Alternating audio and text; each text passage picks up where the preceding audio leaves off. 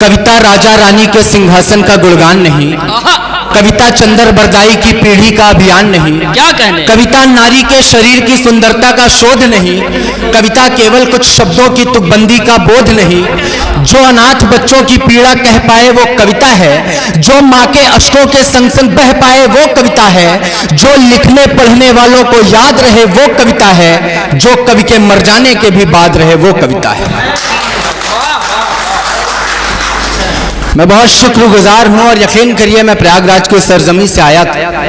कई कार्यक्रम थे इन दिनों, लेकिन आदरणीय चंद्रकांत त्रिपाठी चंद्र जी के विषय में रविंद्र भैया ने इतना कुछ बता दिया, मैं उनकी छवि से इतना प्रभावित हुआ कि सर आपकी मोहब्बत है जो मैं इस कार्यक्रम में उपस्थित हूँ। मंच पर उपस्थित दया शंकर सर, राजमूर्ति सौरभ सर और मंच का कुशल संचालन कर रहे रविंद्र भैया और उपस्थित सभी श्रोतागण, आप सभी को प्रणाम करता हूं, मंच को प्रणाम करता हूं। ये एकता का मंच है जहां पर हमदम भाई भी पढ़ते हैं और अभिजीत मिश्रा भी पढ़ता है। तब मुझे चार पंक्तियां मेरी याद आती हैं कि इतना दर्द हो कि मुकद्दर जवाब दे। मैं रोज का एक कवि हूं। अभी कुछ दिन पहले, 2 से 3 दिन पहले 14 देश के सैन्य अधिकारी शहीद हुए और यकीन करिए मैं अपना काव्य पाठ जितनी देर रखूंगा मैं केवल उन सैनिकों की श्रद्धांजलि में पढ़ूंगा, उन सैनिकों के लिए पढ़ूंगा, उन सैनिकों के वास्ते पढ़ूंगा। क्या कहने, क्या कहने? मैं 4 पंक्तियां रखता हूं कि इतना दर्द हो कि मुकद्दर जवाब दे, खतरा करे सवाल तो समंदर जवाब दे, और मुल्क में हमारे हो इतनी एकता दोस्तों कि अगर मस्जिद से हो सवाल तो मंदिर जवाब दे। क्या कहने, क्या कहने? कि अगर मस्जिद से हो सवाल तो मंदिर जवाब दे। इसका इको भाई थोड़ा सा कम कर दीजिए, मेरी आवाज ज्यादा तेज। वही वाला माइक सही कर दीजिए। मैं एक छंद से अपनी बात प्रारंभ करता हूं, अपने तेवर पे आता हूं। मैं अंग्रेजी का विद्यार्थी हूं, मैं हिंदी कितना सक्षम बोल पाता हूं, कितना सक्षम लिख पाता हूं, इसका सबूत आप सब देंगे। सुनेगा कि काश्मीर तेरी पीर कहती है वक्ष चीर, वक्ष चीर वक्ष पे तिरंगा ही सवार हो।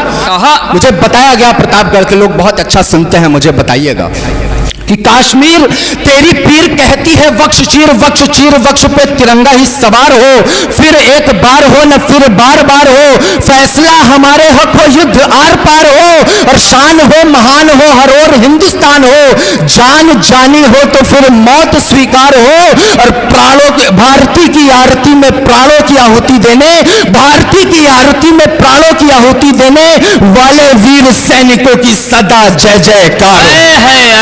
वाह वाह, भारती की आरती में प्राणों की आहुति देने वाले वीर सैनिकों की सदा जय जयकार हो। आप सबको यदि देश से प्रेम हो तो अपने हाथों को कुछ देर के लिए खोल लीजिएगा, शायद ये तालियां उन जवानों की शहादत पर उनकी श्रद्धांजलि के रूप में होंगी। मैं एक छंद से अपनी बात आगे बढ़ाता हूं संचालक महोदय, और मंच पर उपस्थित कविगणों का भी ध्यान चाहता हूं। सुनना, एक सैनिक जब सीमा पर जाता है युद्ध के लिए तो क्या कहता होगा अपने परिवारजनों को? सुनेगा कि बाबूजी से बोल देना चिंता ना करे वो मेरी, पुत्र उनका जंग से उमंग लेके आएगा। बाबूजी से बोल देना चिंता ना करे वो मेरी, पुत्र उनका जंग से उमंग लेके आएगा। और माँ से बोल देना अश्रु ना बहाए बेटा, घर जब आएगा तिरंग लेके आएगा। और गुड़िया से बोल देना, अगली पंक्ति एक पत्नी के नाम समर्पित करता हूं, एक प्रेमिका के नाम समर्पित करता हूं। महिला सशक्तिकरण का प्रतिनिधित्व करती महिलाएं बैठी, उनका आशीष मांगता हूं कि गुड़िया से बोल देना भाई जब आएगा तो राखियों की खुशियां भी संग लेके आएगा। गुड़िया से बोल देना भाई जब आएगा तो राखियों की खुशियां भी संग लेके आएगा। और प्रेमिका से कहना हल्दी उबटन तैयार रखें, प्रेमी जब भी आएगा तो रंग लेके आएगा। क्या कहने, क्या? प्रेमिका से कहना हल्दी उबटन तैयार रखे, प्रेमी जब भी आएगा तो रंग लेके आएगा। एक सैनिक कैसे जाता है युद्ध पर, कैसे जाता है? सुनेगा कि दुर्गा जी का नाम लेके, काल का आकार लेके, हाथ में हथियार लेके सैकड़ों को मार गया। दुर्गा जी का नाम लेके, काल का आकार लेके, हाथ हथियार लेके सैकड़ों को मार गया। और भुज वो उखाड़ फेंकी बढ़ी थी जो भारती पे, पग वो उखाड़ फेंके जो जो सीमा पार गया। एक सैनिक किससे हारता है मैं अगली 2 पंक्तियों में बताने की कोशिश करता हूं कि पग वो उखाड़ फेंके जो जो सीमा पार गया। और दुश्मनों की बात हो तो कोशिशें विफल रही, दुश्मनों की बात हो तो कोशिशें विफल रही, दुश्मनों का व्यर्थ क्योंकि एक एक प्रहार गया, और एक जंग दुश्मनों से, एक जंग मृत्यु से थी, दुश्मनों से जीत कर मृत्यु से वो हार गए। एक जंग दुश्मनों से, एक जंग मृत्यु से थी, दुश्मनों से जीत कर मृत्यु से वो हार गया। हिंदी के विद्वान बैठे होंगे यहाँ पर, मैं एक छंद उन सभी के लिए निवेदित करता हूँ, मंच का आशीष मांगता हूँ, सुनिएगा कि हमारे देश में सैनिकों की क्या स्थिति है और क्या होनी चाहिए। मैं एक छंद के माध्यम से बताने की कोशिश करता हूँ। स्वागत। सुनना कि वृक्ष के समक्ष यक्ष भले ही दे एक पक्ष, विपक्ष युधिष्ठिर हो तो हार मान जाएगा। क्या कहने? वृक्ष के समक्ष यक्ष भले ही दे एक पक्ष, विपक्ष युधिष्ठिर हो तो हार मान जाएगा। देश प्रेम का है ज्वर, ऐश्वर्य का है स्वर, स्वर ऐसा है कि जन जान मान जाएगा। और पथ पे चला है रथ, करनी है ये शपथ, पथ पे चला है रथ, करनी है ये शपथ, भारती का मान आसमान मान जाएगा। और विश्व गुरु भारत को दुनिया भी मान लेगी, देश जब वीरों को भगवान मान जाएगा। क्या कहने, क्या कहने? आप सबकी तालियां कमजोर, मैं पूरे सदन से एक बार गुजारिश करता हूं, एक बार जोरदार तालियां बजा कर अभिवादन करें। देश जब वीरों को भगवान मान जाएगा। मैं इलाहाबाद के सरजमी से आता हूं, प्रयागराज के सरजमी से आता हूं।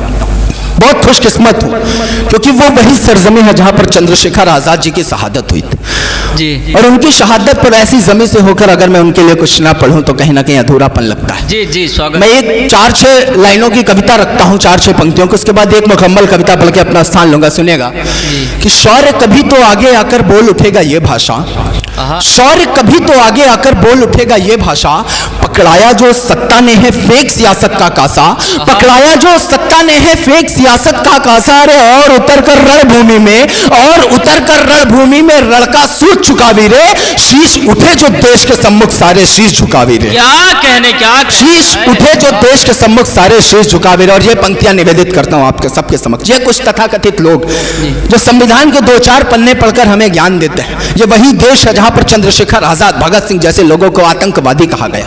तब यहां पर खड़ा अभिजीत मिश्रा ये पंक्तियां कहने की हिमाकत करता है। सुनना, शीश उठे जो देश के सम्मुख सारे शीश झुकावे रे। संविधान की पोथी पढ़कर ज्ञान बताने वाले सब, संविधान की पोथी पढ़कर ज्ञान बताने वाले सब, आजाद भगत को आतंकी बेईमान बताने वाले सब। याद करना अपने घर का एक गद्दार जिसने मुखबरी की थी, तब जाकर चंद्रशेखर आजाद जी की शहादत हुई थी। सुनना के संविधान की पोथी पढ़कर ज्ञान बताने वाले सब, आजाद भगत को आतंकी बेईमान बताने वाले सब। अरे एक विभीषण ना होता, एक विभीषण ना होता, सम्मान भी जिंदा होता। तब अगली पंक्ति पर यदि सच्चाई नजर आए तो हाथ खोलिएगा कि एक विभीषण ना होता, सम्मान भी जिंदा होता। तब अरे देश को मिलती आजादी, आजाद भी जिंदा होता। है क्या कहने, क्या कहने?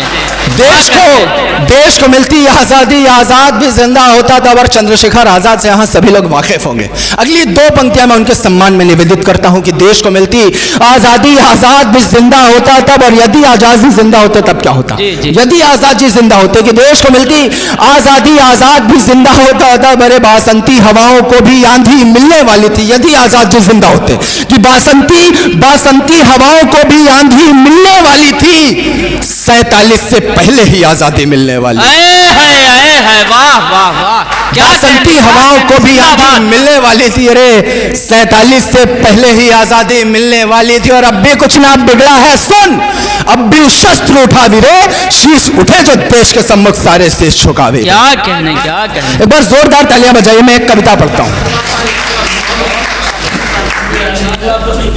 एक रचना, और उसके लिए मैं थोड़ा सा माहौल चाहता हूं आप सभी से। पुलवामा हमला हुआ, तत्पश्चात ये देश के 14 सैन्य अधिकारी शहीद हुए एक प्लेन क्रैश में, हेलीकॉप्टर क्रैश में, MI का। उनकी शहादत पर मेरे हृदय में जो पीड़ा निकली, मेरे हृदय में जो दुख आया, मेरे हृदय का जो मर्म आया, मैंने उसको शब्द देने की कोशिश की। जी स्वागत। मैंने सोचा एक सैनिक जब शहीद होता है तो उसके परिवारजनों पर क्या व्यतीत होता होगा, उनकी माँ, उनके भाई, उनकी पत्नी, उनकी बेटियां, उनके क्या दुख होते होंगे, क्या मर्म होता होगा, मैंने उसको एक कविता के माध्यम से बयां करने की कोशिश की है। आप लोग अगर मुझसे जुड़ जाएंगे तो मेरा दावा है कि यह कविता आपकी आंखों से आंसू निकाल देगी।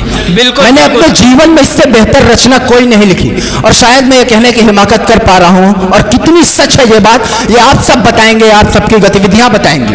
बिल्कुल, एक बार आप लोग जुड़ जाइए। आदम साहब कहते हैं कि 100 में 70 आदमी फिलहाल जम नाशाद है, दिल पे रखकर हाथ कहिए मुल्क क्या आजाद है, और कोठियों के मुल्क को मेयार से मत आकिए, असली हिंदुस्तान तो फुटपाथ पर आबाद है। एक बार आप लोग जुड़ जाइएगा। एक बार जोरदार तालियां बजाएं आप सब। आप सबकी तालियां कमजोर, एक बार जोरदार तालियां सदन के लिए, देश के लिए तो होनी चाहिए। सुनेगा, एक सैनिक जब शहीद होता है तो उसके परिवारजनों पे क्या व्यतीत होता है, जिसकी भूमिका में मुझे विनीत चौहान जी की 4 पंक्तियां याद आती हैं। जी, स्वागत कि है। तुमने 10-10 लाख दिए हैं वीरों की विधवाओं को, तुमने 10-10 लाख दिए हैं वीरों की विधवाओं को, अरे यानी कीमत लौटा दी है वीर प्रसूता माओं को, और लो मैं 20 लाख देता हूं तुम किस्मत के हेठों को, अरे हिम्मत है तो मंत्री भेजे लड़ने अपने बेटों है क्या कहने, हिम्मत है तो मंत्री भेजे लड़ने अपने बेटों को। मैं अपनी कविता पे आता हूं, आप सब जुड़िएगा। ये थोड़ा बहुत जो हो रहा है मैं गुजारिश करूंगा, थोड़ा सा माहौल मुझे दीजिएगा। मैं कविता हाजिर करता हूं कि शब्द रोते जा रहे हैं, भाव रोते जा रहे हैं। क्या कहने, शब्द रोते जा रहे हैं, भाव रोते जा रहे हैं, हम सियासत के सियासी पांव धोते जा रहे हैं। क्या कहने, रो रहा है हिंद सारा, रो रही माताएं होंगी, रो रहा है हिंद सारा, रो रही माताएं होंगी, पर सियासत में महज दिन दिन पे ही सभाएं होंगी। पहला बंद एक माँ की आवाज। एक माँ को कैसा महसूस होता है जब उसका बेटा शहीद होता है, पर सियासत में महज दिन दिन पे ही सभाएं होंगी। मांगती है माँ मुझे, मांगती है माँ मुझे, बेटा मेरा लौटा ही देना, गर तिरंगे में हो लिपटा तो ध्वजा हटा ही देना। एक सैनिक को तिरंगा कफन में मिलता है, माँ अतिशयोक्ति कहती तिरंगा हटा दो, कारण बताती है, कारण पसंद आया तो आप सबके हाथ खुले कि मांगती है माँ मुझे, बेटा मेरा लौटा ही देना, गर तिरंगे में हो लिपटा तो ध्वजा हटा ही देना, मैं न चाहूं कि मिले उसको ये तिरंगा कफन में। अगली पंक्ति समझ जाए तो हाथ खोलिएगा कि मैं न चाहूं, माँ कहती है खुददारी के साथ कि मैं न चाहूं कि मिले उसको ये तिरंगा कफन में, मुल्क जिंदा ध्वज है जिंदा तो ये लहरे बस गगन में। है क्या कहने, क्या कहने, मुल्क जिंदा ध्वज है जिंदा तो ये लहरे बस गगन में। और माँ की खुददारी देखना कि मुल्क जिंदा ध्वज है जिंदा तो ये लहरे बस गगन में, और जब तलक जिंदा रहूंगी, माँ कहती है जब तलक जिंदा रहूंगी मुल्क ये आबाद रहेगा, मुल्क जिंदाबाद था ये मुल्क जिंदाबाद रहेगा,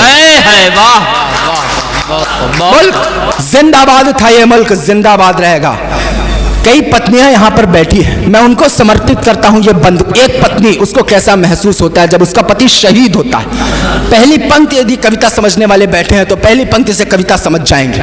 सुनेगा एक पत्नी की आवाज की मांग में सिंदूर है या मांगती सिंदूर है वो, मांग में सिंदूर है या मांगती सिंदूर है वो, क्या करे अबला बेचारी देने वाला दूर है वो। एक तुलना देखिए, एक तरफ उस विधवा को रखिए और एक तरफ एक तिरंगे को रखिए, और दोनों प्रतिबिंबों को साथ में देखने की कोशिश करिए कि मांग में सिंदूर है या मांगती सिंदूर है वो, क्या करे अबला बेचारी देने वाला दूर है वो, धो के माथे का कुसुम वो लाल करती है तिरंगा, धो के माथे का कुसुम वो लाल करती है तिरंगा, ओढ़कर वो श्वेत साड़ी श्वेत भरती है तिरंगा, और तोड़कर चूड़ी हरी सी मन में घबराती बहुत है, तोड़कर चूड़ी हरी सी मन में घबराती बहुत है, लाल कुमकुम हरी चूड़ी श्वेत सी साड़ी बहुत है। मेरी पूरी कविता एक तरफ, मंच का आशीष चाहता हूं, ये 2 पंक्तियां एक तरफ, पूरी कविता एक तरफ, ये 2 पंक्तियां एक तरफ। सुनिएगा कि लाल कुमकुम हरी चूड़ी श्वेत सी साड़ी बहुत है, सुन शहीदों की ये बेवा, सुन शहीदों, पूरी कविता की आत्मा निकाल के आप सबके सामने रखता हूं कि सुन शहीदों की ये बेवा, ये इबादत कम नहीं है, सुन शहीदों की ये बेवा, ये इबादत कम नहीं है, एक बेवा जी रही है ये शहादत कम नहीं। अरे वाह, अरे वाह, अरे वाह, क्या बात हो गई। एक बेवा जी रही है ये शहादत कम नहीं है, और राख करने दुश्मन तुझको गर्भ में चिराग रहेगा, मुल्क जिंदाबाद था ये मुल्क जिंदाबाद रहेगा। क्या कहने, क्या कहने, क्या कहने। एक कल्पना देखिए, मैंने कल्पना की, एक बहन है जिसकी कल शादी और आज उसका भाई शहीद हुआ है, तब उस बहन का मर्म, कई बहनें बैठी हैं, मैं उनको निवेदित करता हूं ये बंद। एक बहन जिसकी कल शादी है, इतनी सी भूमिका है, और आज उसका भाई शहीद हुआ है, तब सुनना कि एक बहन की शादी कल है, आज ही वो रो रही है, कहती भैया बिन तेरे वो घर अकेली ना रही है, इस बहन का चूम माथा तुम विदा कहने चले थे, मुझको ना मालूम भैया अलविदा कहने चले थे। और ये दो पंक्तियां, एक तरफ बहन की विदाई, एक तरफ भाई की अर्थी, और ये दो पंक्तियां मंच का आशीष मांगता हूं मैं इन दो पंक्तियों पे विशेष तौर पे सर, इन दो पंक्तियों विशेष तौर पे, एक तरफ बहन की विदाई है, एक तरफ भाई की अर्थी, और ये दो पंक्तियां कि मुझको ना मालूम भैया अलविदा कहने चले थे, एक विदाई तेरी भैया एक विदाई मेरी भैया, एक विदाई तेरी भैया एक विदाई मेरी भैया, शादी मेरी हो रही है मुंह दिखाई तेरी भैया। एक विदाई तेरी भैया एक विदाई मेरी भैया, शादी मेरी हो रही है मुंह दिखाई तेरी भैया, मेरी जयमाला उतर तेरी कब्र पर जा चढ़ी है, मेरी जयमाला उतर तेरी कब्र पर जा चढ़ी है, आज घर के दो चरागों की ये रुखसत की घड़ी है, और थाल में रखी वो राखी, थाल में रखी वो राखी कलाई मांगती है, जाने कितनी बहनें ईश्वर से ये भाई मांगती हैं, और है नहीं अब भैया मेरा, है नहीं अब भैया मेरा, भैया मेरे बाद रहेगा, मुल्क जिंदाबाद था ये मुल्क जिंदाबाद है। अंतिम बंद और अपना स्थान, अंतिम बंद एक पिता को निवेदित है।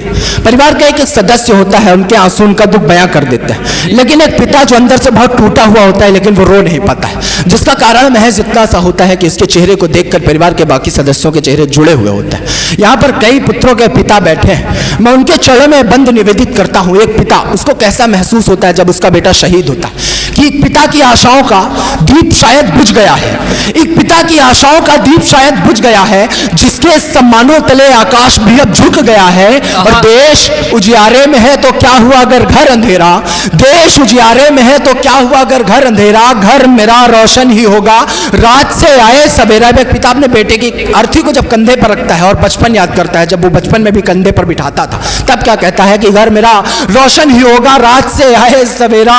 अरे अर्थी को रख कांध पे, अर्थी को रख कांध पे, चेहरे पे जिसके रोशनी, अगली पंक्ति का मर्म समझ आए तो हाथ खुलेगा, कि अर्थी को रख कांध पे, चेहरे पे जिसके रोशनी है, बोले कंधे पे चढ़न की आदतें अब भी वही हैं, बोले कंधे पे चढ़न की आदतें। एक पिता कहता है ना, बेटा कितना भी नालायक हो, पिता कहता है मेरा बेटा राजा बेटा। आज वो पल याद करके क्या कहता है, मैं विदाई की तालियां मांगता हूं आपसे, सुनना कि बोले कंधे पे चढ़न की आदतें अब भी वही हैं, और मैं जिया सुल्तान गर तो, मैं जिया, पिता कहता है मैं जिया सुल्तान गर तो पुत्र भी नवाब रहेगा, मुल्क जिंदाबाद था ये मुल्क जिंदा।